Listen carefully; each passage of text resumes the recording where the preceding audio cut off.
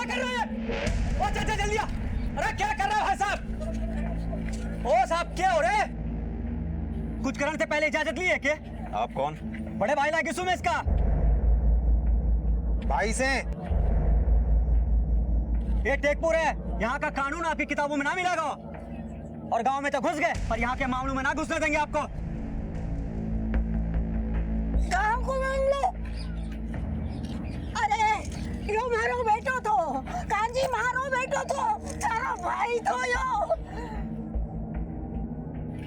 साहब मैंने मारो बेटो चावे। 9 महीना तक अपना खून से इन बेटा ने पाले। आज 18 महीना से यो पेड़ पे टंग रहे छे। सब लोग अपना रास्ता भूल गया, अपना रिश्तों कांजी से भूल गया। अरे रिश्तों से बड़ा होया रिवाज, हाँ? 1-2 रिश्तों की अहमियत तो कोई नहीं को। और तू इन सब मामलों में मत पड़ मां। बोल दे रहा हूं मैं तेरे को, तू कुछ मत कर। कौन न चालू मैं? मारो बेटो छो।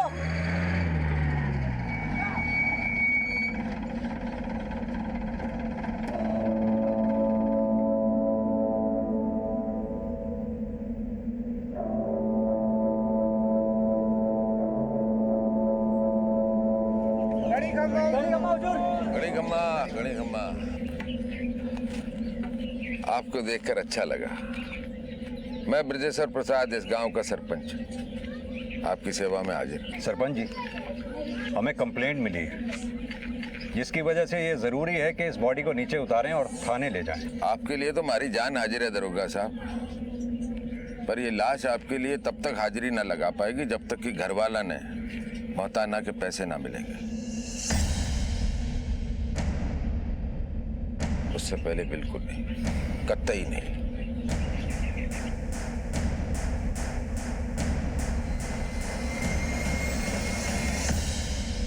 मौताना यानी मौत का मुआवजा। मौताना राजस्थान के भील समुदाय की बनाई हुई एक ऐसी प्रथा थी जिसमें अगर मजदूरी करते वक्त किसी की मृत्यु हो जाए तो उस जमीन के मालिक को मरने वाले के परिवार को हर्जाना देना पड़ता था। लेकिन समय के साथ इस परंपरा ने एक भयानक रूप ले लिया। अब मृतक के शरीर का अंतिम संस्कार तब तक नहीं किया जाता जब तक उसका हर्जाना वसूल नहीं हो जाता, और इसके लिए तरह तरह के हथकंडे अपनाए जाते हैं। आज जहां एक तरफ हम डिजिटल इंडिया की बात करते हैं, ग्लोबलाइजेशन की बात करते हैं, वहीं दूसरी तरफ आज भी हमारे देश में ऐसे कई गांव और प्रांत हैं जो रूढ़िवादी और झूठी परंपराओं की बेड़ियों में जकड़े हुए हैं, और मौताना भी एक ऐसी ही प्रथा का नाम है।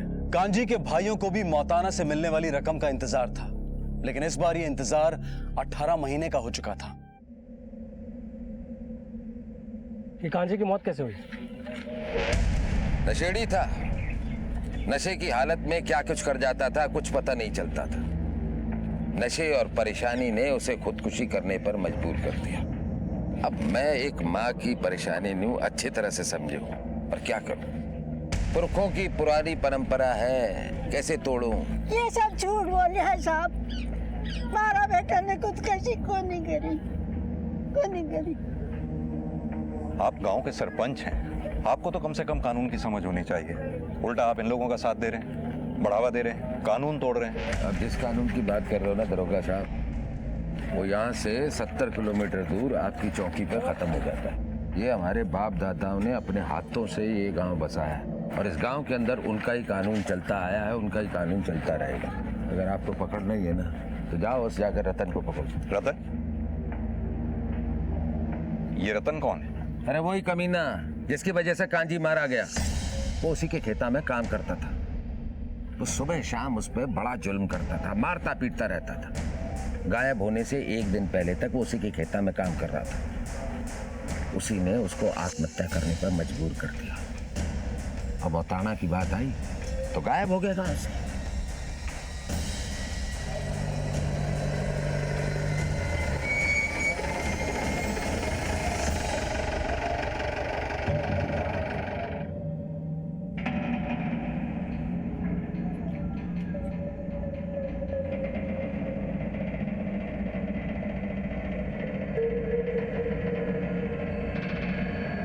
हरामखोर, साले काम चोर, इसे किस बात के लेता है? सोने के? आज मैं तन्ने तब तक मारूंगा जब तक थारे बदन से खून और आंखों से नींद दूर ना हो जाए।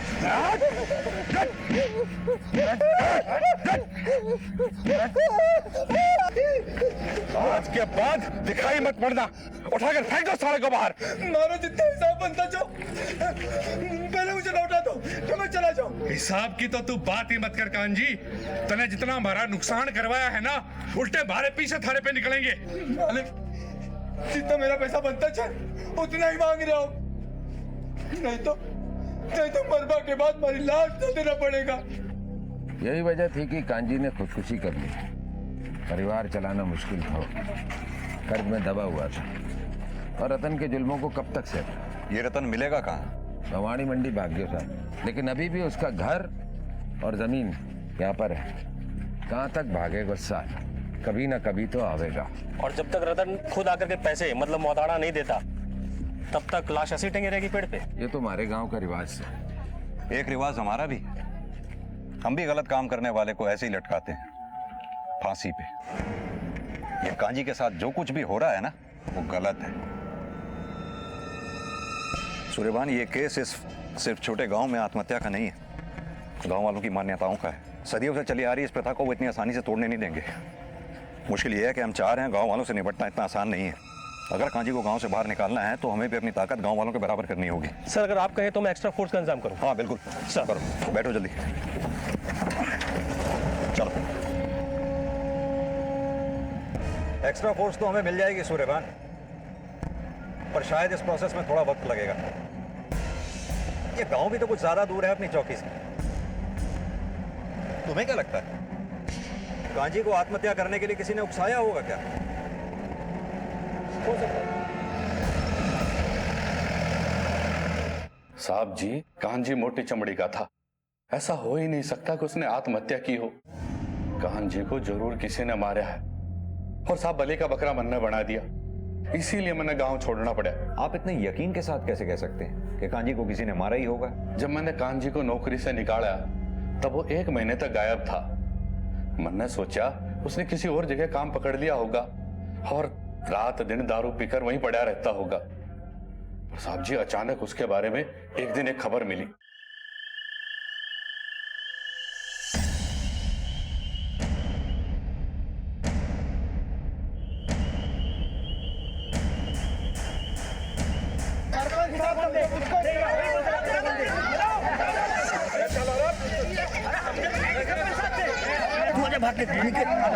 क्या बात है सरपंच जी, यूं हमारे घर के आगे इतनी भीड़ क्यों लगा रखी है?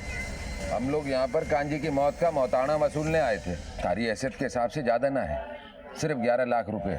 मारे से किस बात का मोताना? ना यो कांजी मारे यहाँ काम करे था और ना इसकी लाश हमारी जमीन से मिली है। अरे क्यों झूठ बोले से रतन, मन्ने अच्छे तरीके से मालूम है कि कांजी तारे खेतों में 1 महीने पहले काम करता था, और जिस दिन तूने उसको मार पीट के निकाला उस दिन से वो गायब है। तन्ने मार दिया कांजी को रतन, तारी मार की वजह से उसने आत्महत्या कर ली, और उसने जो कुछ भी कहा था तन से वो मन्ने अच्छे से मालूम। और तू ही मौत का जिम्मेदार है कांजी का, और 11 लाख रुपए तन्ने ही देने पड़ेंगे रतन। मैं 1 रुपये को नहीं दूं।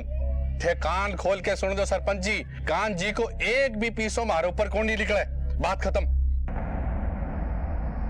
साहब जी, एक बोरी में खुद को बांध के फिर एक पेड़ से लटक कर कौन मरता है?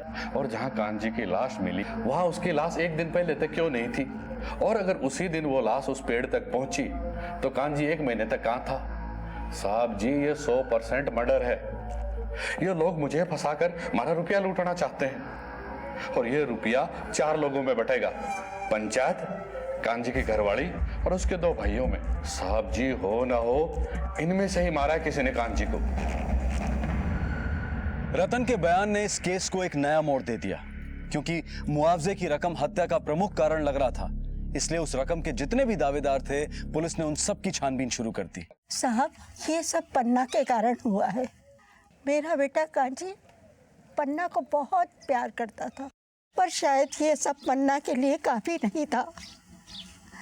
अगर वो भी चाहती तो क्या अपने पति को 18 महीने तक एक झाड़ से लटका रहने देती?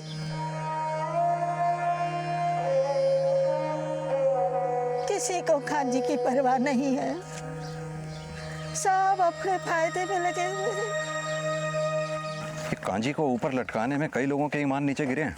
कांजी की माँ को कांजी की पत्नी पन्ना पे डाउट है। रतन ने भी इशारा पन्ना की तरफ किया था। ये पन्ना का मामला कुछ ज्यादा ही उलझा हुआ लग रहा है।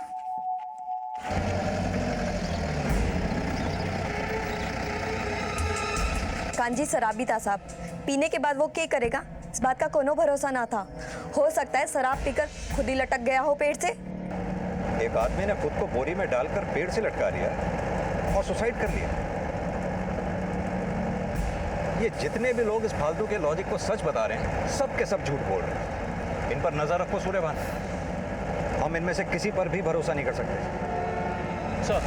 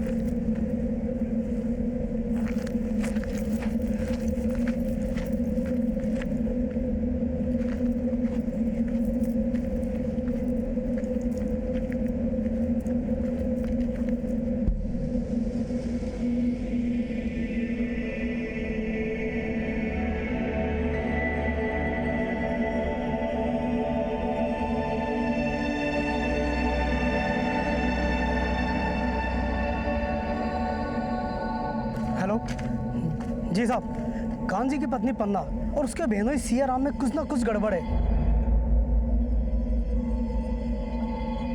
जी साहब, मैंने अपनी आंखों से देखा है। ठीक है,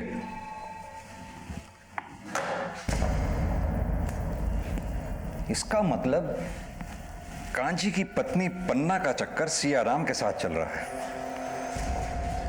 एक तरफ तो कांजी की लाश कब्र में दफन भी नहीं हुई और दूसरी तरफ हमारे सामने हर रिश्ते का सच कब्र खोद के निकल रहा है। कहीं यही वजह तो नहीं जिसकी हमें तलाश है? हो सकता है सर। एक विधवा का एक बच्चे के साथ जिंदगी को आगे बढ़ाना क्या होता है साहब, वो आप ना समझ सकोगे, क्योंकि हमारे समाज में तो औरतों पे कीचड़ उछालने से मर्दानगी साबित हो गए। सियाराम ने हमारे में दिलचस्पी दिखाई और कांजी के जाने के बाद मुझे भी किसी का सहारा चाहिए था। हम दोनों की ज़रूरतें मेल खाती थी और यही कारण था कि हम दोनों का मिलना शुरू हो गया। और इसके बाद तुमने रिश्ते बना लिए? वो हमारा सबसे ज़्यादा ख्याल रखता है। कांजी भी हमारा ख्याल रखता था, पर सियाराम उससे भी ज़्यादा हमारा ख्याल रखता है और इतना ही काफ़ी है हमारे लिए। पन्ना को ये बात ज्यादा अच्छी लगती है कि सियाराम उसका सबसे ज्यादा ख्याल रखता है। अब पता ये करना होगा कि सियाराम पन्ना प्रेम गाथा कांजी की मौत के बाद शुरू हुई या कांजी की मौत के पहले से ही? हुकुम साहब, हमारे को क्या लेना देना कांजी की मौत से, और उसे भी उसके पत्नी के साथ में पिछले 1 साल से ही हूँ, मतलब कांजी के मौत के 6 महीने बाद से। और आपको अगर ये जानना है ना कि कांजी ने आत्महत्या किया कि उसका खून हुआ, तो ये बात आपको कांजी के भाई केदार और भानु ने पता चलेगा।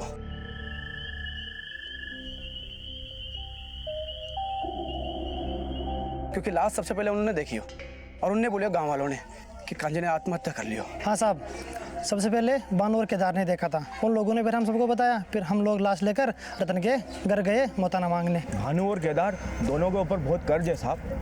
कांजी 19 था तो ये दोनों भाई 20।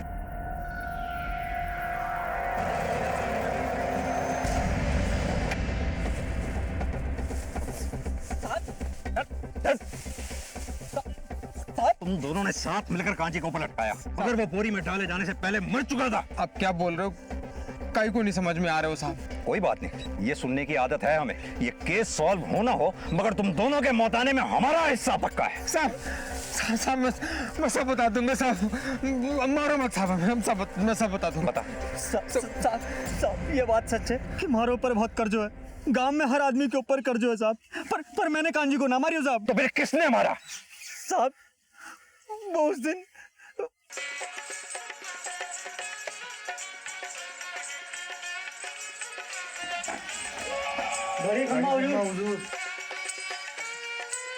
कांजी को 3 दिन से कोई पता ना है। तमाया बात करके गए थे, तमाया बताओ सरपंच जी। चलिए, हमने पिछले 2 साल के सारे गड़े मुर्दे उखाड़ डाले। कांजी की लाश भी हमें सरपंच के कुएं में दबी मिली, जिसे बोरी में डालकर आत्महत्या का रूप दे दिया गया। देखो पन्ना, देर सवेर हमें सारी बातें पता चल ही जाएंगी, इसलिए अगर कुछ छुपा रही हो अभी भी वक्त है।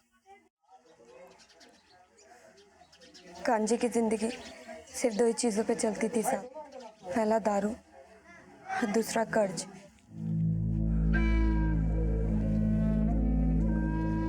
ये तो खाली हो गई गांजी, और पिएगा? एक काम कर, अपनी घरवाली ने लेके आ, और जोर से भूख लाग रही है। वो हमारे लिए खाना बनाएगी और मैं तेरे लिए दारू लेके आता। चल खड़ा। गाड़ी कम मालिक, मालिक ये रही मारी लोकाई, खाना एकदम चौको बनावे मालिक। अरे वो तो हम इससे बनवा ही लेंगे, हमारे को जो बनवाना है। तू ये दारू पी पी। मैं इसको रसोई दिखा के आता हूँ। चल।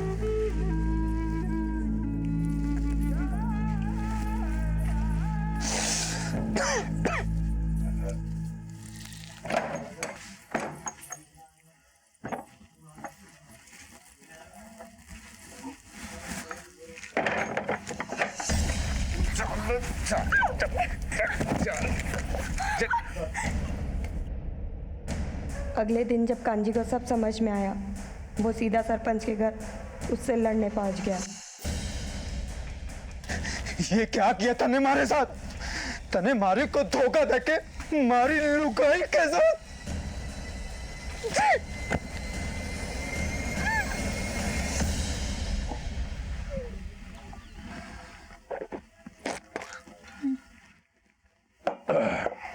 देख, अरे तारे को बोला तो था कि मन्ने भूख लगी है, और ऐसे वक्त पे किस चीज की भूख लग सकती है बता? अरे शराब के बाद शबाब की भूख होती है, ये भी बताना पड़ेगा क्या? चल खड़ा हो, खड़ा बैठ बैठ। हाँ इधर देख, अरे इधर देख, मारे 2 लाख रुपए तारे पास है। मन्ने मांगे के नहीं ना? मन्ने भूख होती है शबाब की, तुम्हारी भूख शांत कर, मैं तारी भूख शांत करूंगा। बहुत अच्छा सौदा बता रहा हूं। चल ये ले 20 रुपए, और ये ले दारू। अरे रख ले, चल। कांजी मेरी फिक्र करता था साहब, हमारे से प्यार भी बहुत करता था, पर कभी कभी ये नशा प्यार, रिश्ते, इंसानियत, इन सबको खोखला कर देते हैं। कांजी नशे में डूबता जा रहा था। सरपंच ने उसकी कमजोरी पकड़ के उसे शांत कर दिया था। सरपंच रोज आता था और वो रोज मेरे साथ।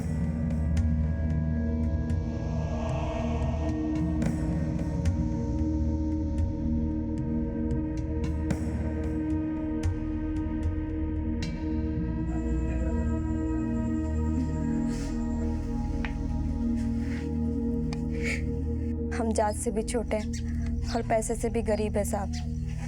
कई महीनों तक ऐसा चलता रहा, पर जिस दिन कांजी गायब हुआ उसके ठीक 2 दिन पहले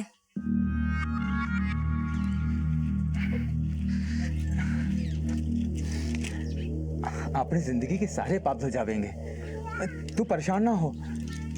देख देख, मन ने दारू छोड़ दी है।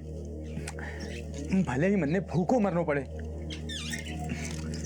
पर तन्ने सरपंच की भूख ना बनने देंगे। ओ कांजी, तुझे सरपंच साहब ने अभी के भी बुलाया है। तू अपनी बोतल उठा और उन्हें अपनी उठाने दे। निकल जा यहाँ से और जाके कहते अपने सरपंच से उसकी और मेरी यारी दोस्ती खत्म। 2 दिन में उसके 2 लाख रुपए उसे ला के दूंगा। आज के बाद यहाँ आने की हिम्मत ना कर। जा निकल जा। फिर वो 2 दिन कभी नहीं आया साहब। आई तो कांजी की खबर। आप मेरी बहन से क्या पूछताछ कर रहे हैं? अरे पूछताछ करनी है तो उनसे जाकर कीजिए, जो हाँ सब बातों का जिम्मेदार है। जब किसी गरीब का फायदा उठाकर उसका शोषण किया जाता है तो नुकसान सिर्फ उस गरीब का नहीं बल्कि पूरे समाज का होता है, क्योंकि ये सोच समाज की उस विकृत मानसिकता को दर्शाती है जिसे अब सुधरने की जरूरत है। गांव का सरपंच भी इसी मानसिकता का शिकार था। उसने अपने रुतबे और स्थान का फायदा उठाकर एक गरीब औरत का शोषण किया, और जब कांजी ने इस बात का विरोध करना शुरू किया तो जाहिर है सरपंच को यह बात हजम नहीं हुई होगी। लेकिन क्या सरपंच ने ही कांजी को अपने रास्ते से हटा दिया?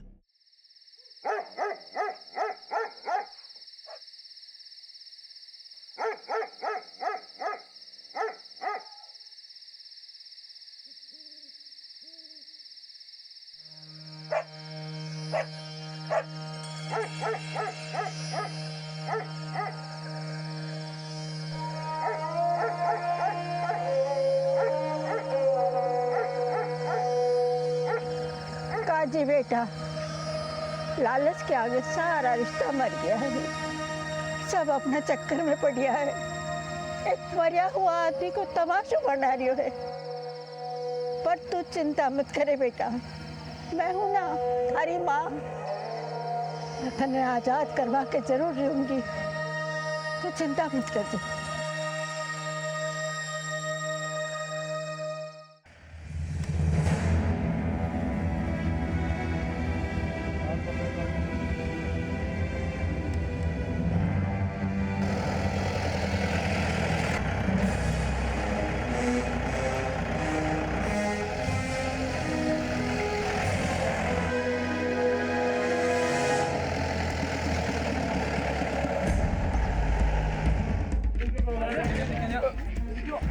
पीछे करो इसको, पीछे करो, पीछे करो, पीछे करो।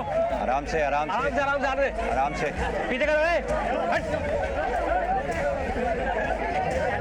पीछे चल, पीछे। आराम से आराम से आराम से आराम से। कैसे? इसको अंदर बंद कर। अम्मा जी, पोस्टमार्टम के बाद आपको आपका बेटा सौंप देंगे, और हो सकता है शायद तब तक खूनी भी कानून की गिरफ्त में हो।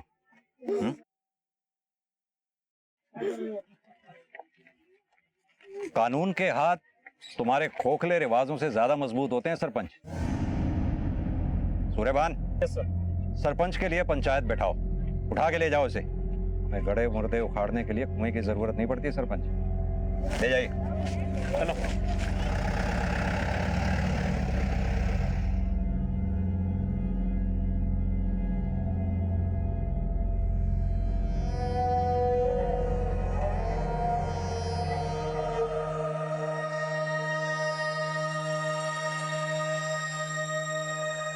देखो दरोगा साहब, मन्ने कांजी का खून नहीं करा। आप ही बताओ, वो कांजी नंगा फकीर 20-20 रुपए हमारे से लेता था, हमारे से।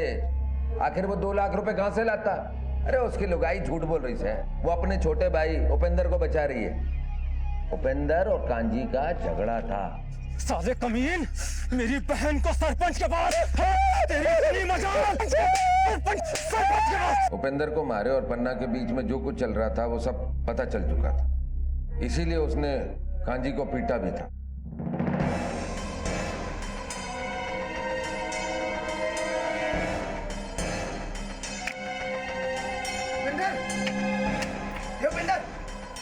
अबे सारों तो पत्तों घेरो यहाँ पे। मुझे सर को सारे गांव में ढूंढने से भाग दो। लठ मारी को चलेंगे। अब तक क्या लगे?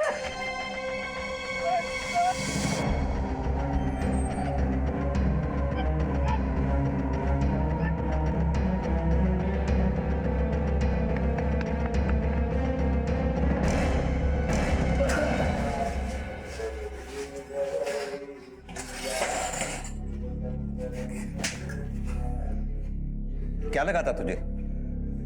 हमसे बच के भाग जाएगा? मैंने नहीं मारा साहब। अरे कांजी को मारकर क्या मैं अपनी बहन को विधवा बनाना चाहूंगा? ना। हाँ, मेरा खून जरूर खोला था जब मैंने अपनी बहन और सरपंच के बारे में सुना, लेकिन मुझे पता था कि मेरे चाल लेने से कुछ भी नहीं होगा। मेरी बहन एक दलदल में फंस चुकी थी सिर्फ कांजी की वजह से, इसलिए मैंने उससे बात करना बंद कर दिया। गायब होने के ठीक 2 दिन पहले कांजी मेरे पास आया। मन ने दारू छोड़ दी उपेंद्र, मेरा भरोसा कर। भूखों मर जाऊंगा लेकिन कभी शराब को हाथ न लगाऊंगा। मन ने कसम खाई है 2 दिन में 2 लाख रुपए का इंतजाम हो जाएगा। मैं जाके सरपंच को लौटा दूंगा। अब पन्ना को वहां जाने की कोई जरूरत नहीं। भरोसा कर मुझ पे, विश्वास कर मुझ पे। फिर वो गायब हो गए और फिर एक दिन पेड़ से उसकी लाश लटकी हुई मिली। हमने लगा कि उसने जानबूझकर खुदकुशी की है ताकि मोताने से मिले पैसों से मेरी बहन की जिंदगी ठीक हो जाए।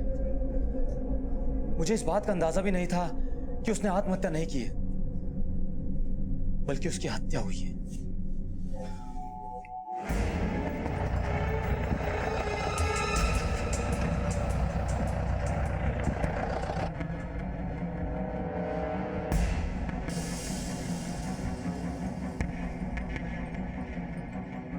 सूर्यवान, हो सकता है कांजी यहाँ किसी से 2 लाख रुपए लेने आया हो और उसे मार दिया गया हो सकता है सर। कांजी की ऑटोप्सी रिपोर्ट आ गई है। स्कल पे क्रैक है। कांजी के सर पे किसी ने वार किया था। मर्डर वेपन भारी या नोकीली चीज, हथौड़ी या उसके जैसे कोई और चीज सर। एक काम करो, कांजी के आगे पीछे ऊपर नीचे जितने भी लोग उसके साथ जुड़े हुए हैं सभी के घर में छापे मारो। इन्हीं में से किसी के घर में से मर्डर वेपन हाथ लगेगा और मर्डर वेपन हाथ लगते ही हमारे सारे सवालों के जवाब मिल जाएंगे। एक बात और, कांजी की जिस दिन मौत हुई उससे जुड़े सभी लोगों के कॉल डिटेल्स चेक करो। यहां तक कि अगर गांव में पीसी और लैंडलाइन जो भी है चेक करो, उस दिन की सारी कॉल डिटेल्स। यकीन मानो हम केस को सॉल्व करने के बहुत करीब है सूर्यवान।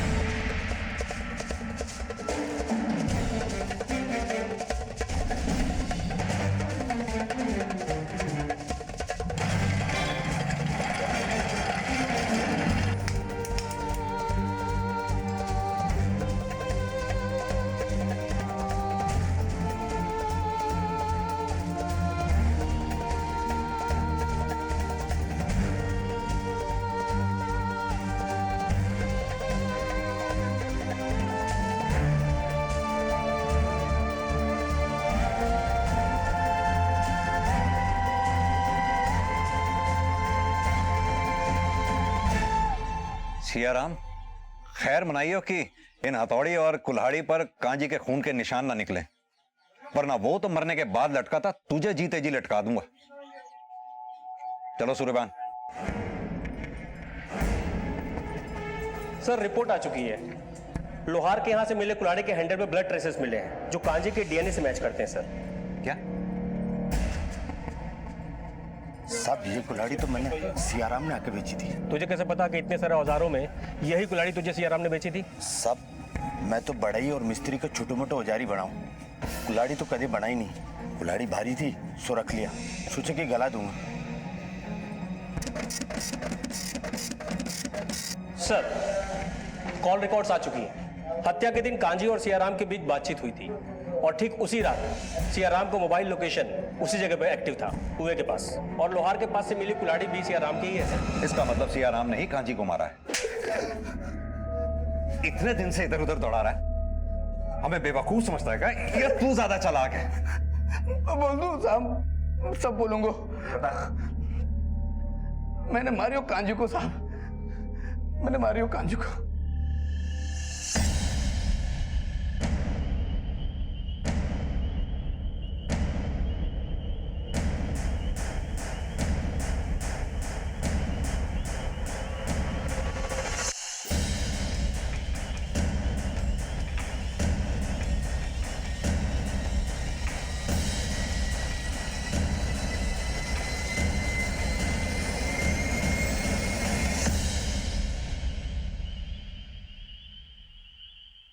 भाइयों, नरेंद्र की लाश लक्ष्यराज की जमीन पर मिली से।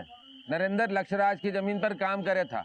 अब लक्ष्यराज ने नरेंद्र को 8 लाख रुपए मोहताना के देने पड़ेंगे। लक्ष्यराज, चल भाई, मोहताना के पैसे दे।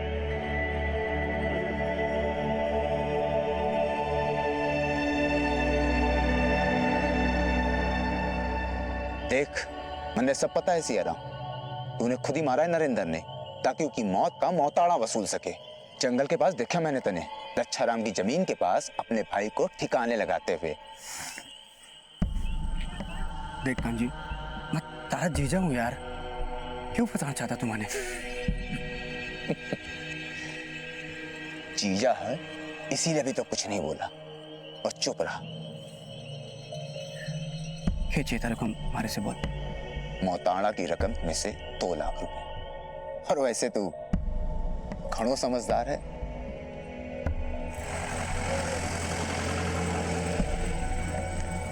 से बोल।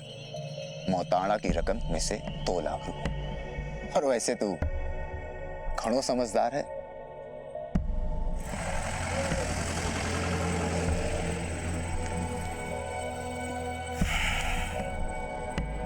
समझदार तो मत खड़ो हूँ कांजी। हेलो कांजी, तो बात सुन, काम कर पुरानी बावड़ी के पास में, देता हूँ तारे को 2 लाख।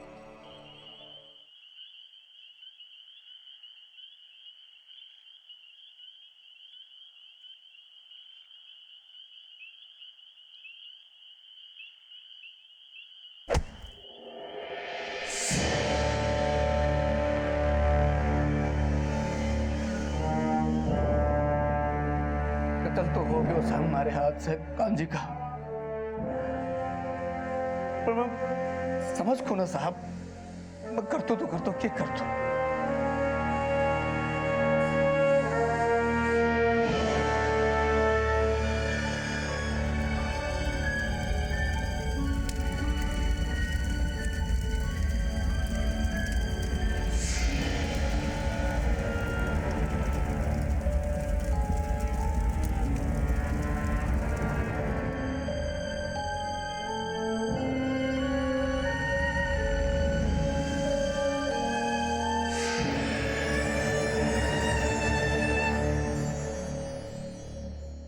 हमारा देश अपनी पौराणिक कथाओं, संस्कृति और रीति रिवाज के लिए जाना जाता है, और ये रीति रिवाज समाज और इंसान की भलाई के लिए बनाए गए थे। लेकिन आज कुछ लोग लालच में आकर अपने फायदे के लिए इन्हीं प्रथाओं का गलत उपयोग करने लगे, और यही वजह है कि मौताना जैसी प्रथाएं आज एक व्यवसाय बन गई।